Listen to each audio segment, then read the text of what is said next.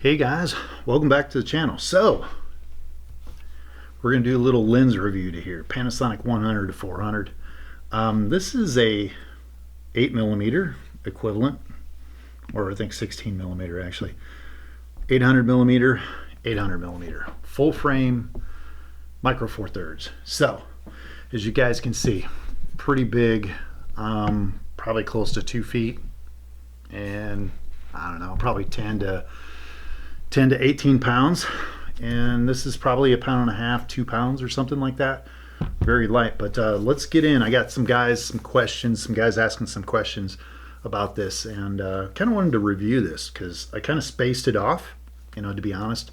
Just kind of spaced it off. I was going to put out a wildlife video this week, but individual asked about the lens, so I said, yeah, I might as well do it right now. Figure it out, punch this out. So I'm going to move this guy, and we'll talk about this here in a sec. But Panasonic 800mm, micro four thirds, extends out. It's got a case. Good lens, but I'm going to go over, like every kind of mini review, I kind of go over the bad first. It's kind of what it looks like here or here, kind of do that thing. They're very small, very lightweight. Not a bad balance actually too. So yeah, so what are the things that can maybe do a little bit better with things I don't like?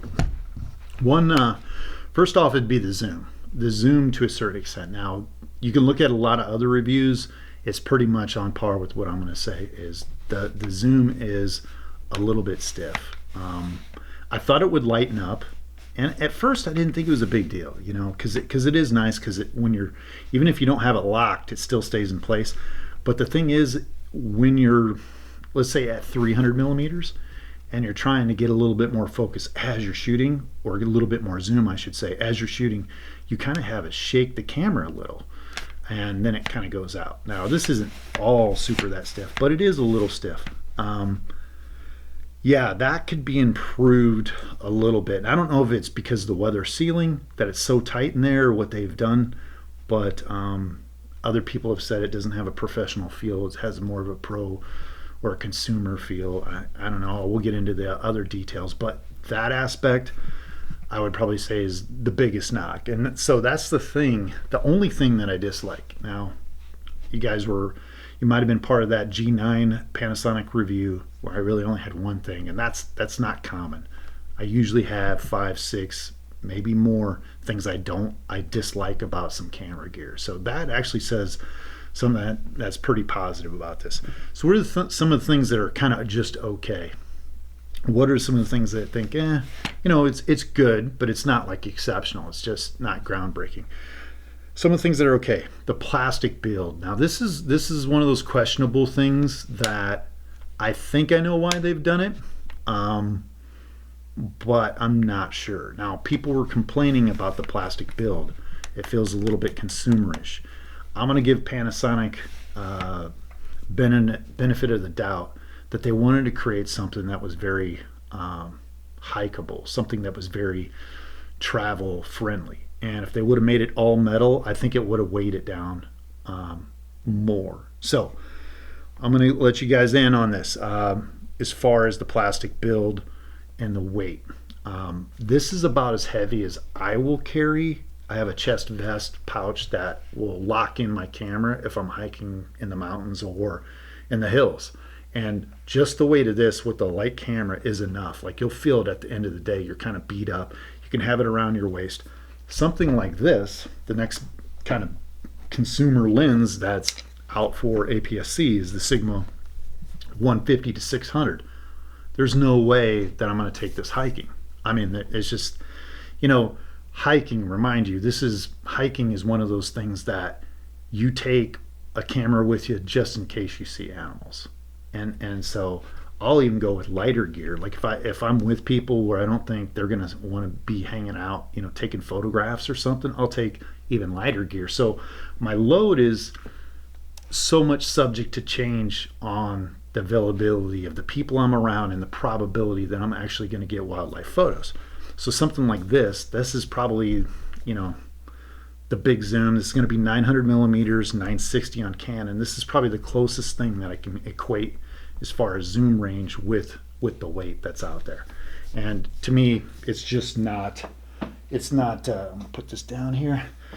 It's just not a hiking lens or that. So the plastic piece, maybe they built that for the ability to travel really light. Maybe if you're going on plane trips and stuff like that.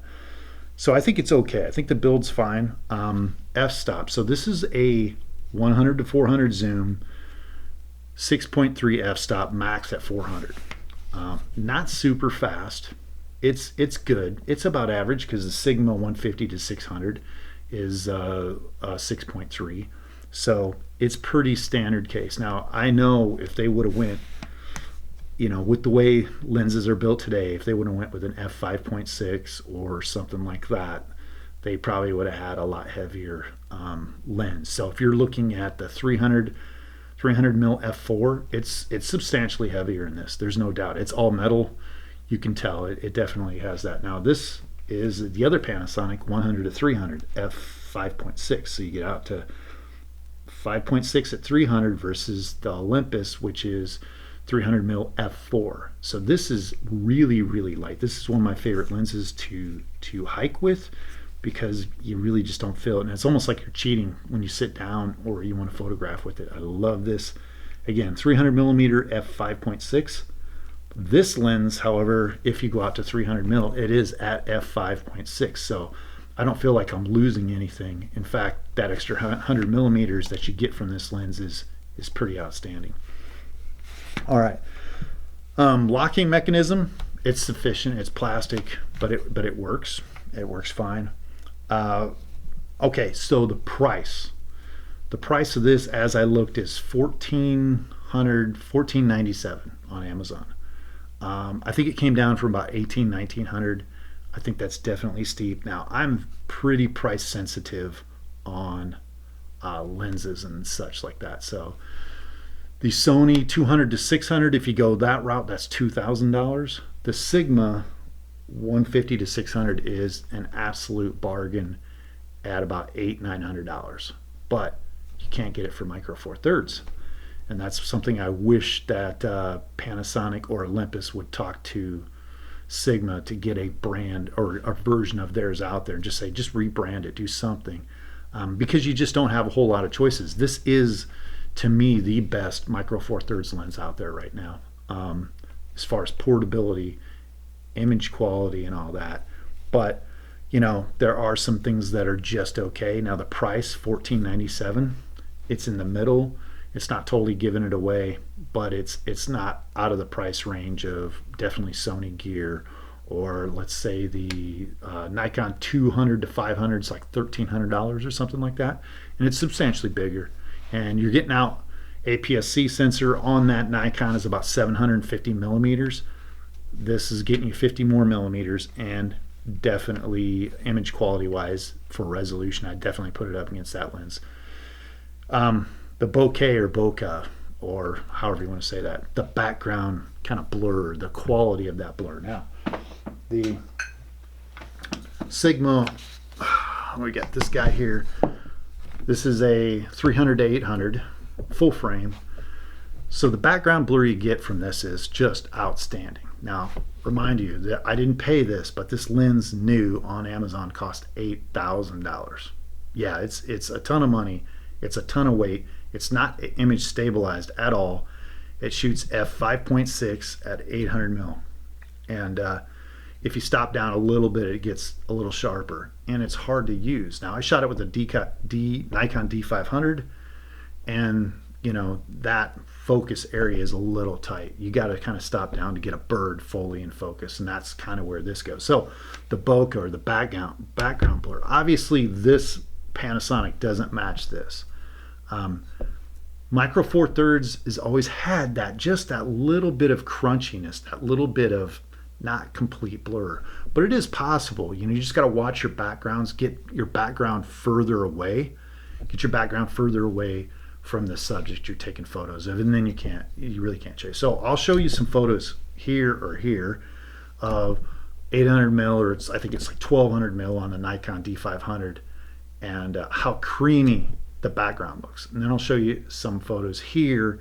And then if you adjust for a background blur, where the subject is further away, you can kind of get the same results, that same creaminess.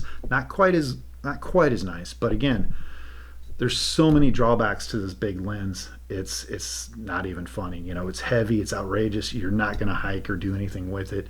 It's not image stabilized. You need a big tripod to move it around, a big backpack to move it around, all that kind of stuff. So it goes without saying, but I just figured I'd bring that piece up. All right. Okay, some of the things that are good. Going from the okay things, focus speed. Focus speed is actually pretty fast. I really like it. It's snappy, it's sharp, it works, it's good. I wouldn't, class leading, I don't know. With the Panasonic system that I match it with, this bad boy here, it works really well. Good light, low light. If you remember from the G9 review, it struggles just a little bit. So it's hard to tell if it's the lens or the system.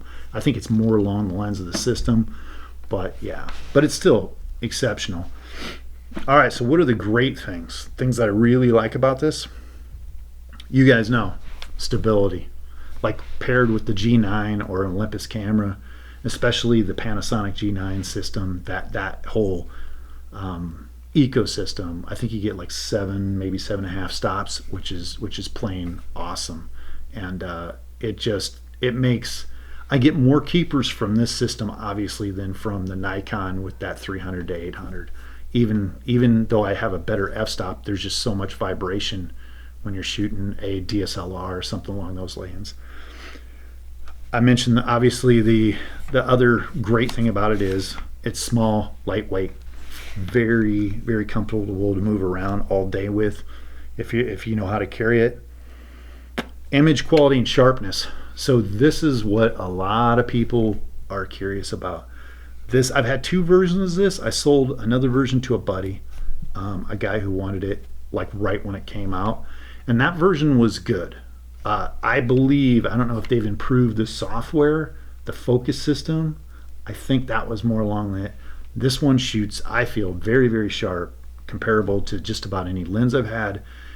And the big thing is the resolution. So, going back to the Sigma 150 to 600 resolution wise. So I've tested the Sigma Canon and Nikon against the 800. So even at 900 and 960 on the Nikon and Canon systems like the D80, D500, this pulled more resolution even at 800, which I was really surprised.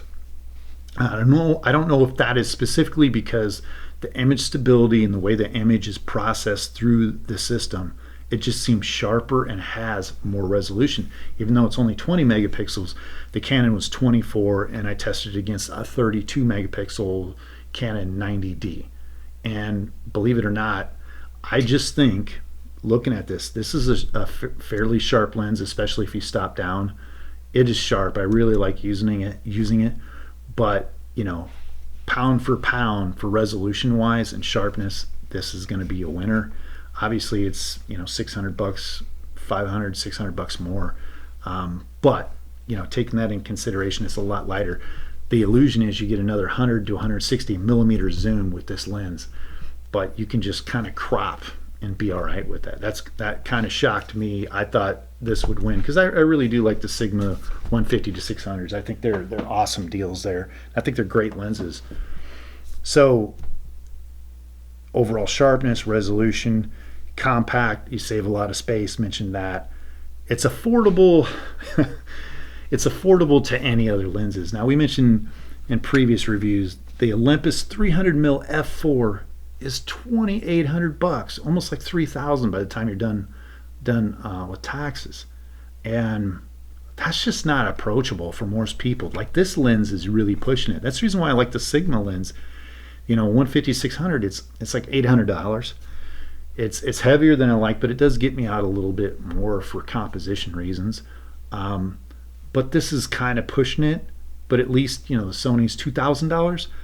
So the only choice when it really comes to micro four thirds to me is this and the 300 mil f4 from Olympus, and that's just out of reach for most people, and it's a fixed zoom. Now, the other question that is coming out is Olympus is coming out with the 100 to 400, or I think it's 150 to 400 f4.5 with drop-in adapters. I got a really bad feeling about that lens, not from a performance standpoint. A, it's bigger from what the photographs I've seen, and it's taken them a long time to even get it out. But B, I got a feeling I'm just going to be ultimately totally shocked by the price of that lens. I don't think it's going to be approachable by very, very few. I'm talking with some guys at camera shops, and that they're looking at possibly, $4,000 or $5,000, maybe more. Olympus has had the reputation. They had a 300 mil f2.8 on the 4/3 system that was $6,000. You're just not going to find a lot of people spending that kind of cash. Like serious, to me, that's serious wildlife photography stuff, and they got to get those numbers in before they're just totally going to be selling a lot of those, or it's approachable. And then the 300 mil f4 is obviously the best that they have. Olympus, very sharp, but you got to add adapters to get, you can get 400, you can get 840 millimeters with the Olympus 300 with an adapter, but that's going to cost you another $400, and it'll be f5.6. So to me, I just don't see the advantages to that right now, looking at everything. And I guess that is the great thing. You got one choice. I can do the 100 to 400 or that, and so just know, if you pack this on a Panasonic or Olympus, I have no reservations about being in the forest shooting with this, wishing I had better image quality. If something fails, it's generally me. I'm trying to shoot at too low of shutter speed and the animal's moving or something, because the image stability is obviously awesome. So it's not the camera, it's this guy. Anyway, I hope that helps. If you have any other questions, do that like, subscribe stuff. You know how that works. And if you want to see any other reviews, got a bunch of different gear. If you want to know some input, I'll do it for you. I got the Sony 6500. I'm looking at doing a quick review like this over that and that. So anyway, guys, I appreciate your time, and hopefully I'll see you next week.